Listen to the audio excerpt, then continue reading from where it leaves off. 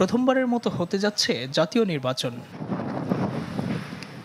যেখানে আওয়ামী লীগবিহীন রাজনীতির মাঠে ভোটের প্রস্তুতি নিচ্ছে বিএনপি, জামায়াত, এনসিপি, ইসলামী আন্দোলন সহ কয়েকটি দল।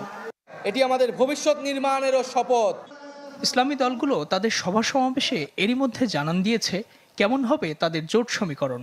জামাত, ইসলামী আন্দোলন, খেলাফত মজলিস সহ 8টি ইসলামী দল নিয়ে চেষ্টা চলছে নির্বাচনী জোট গঠনের, যা দৃশ্যমান হবে তফসিল ঘোষণার পর।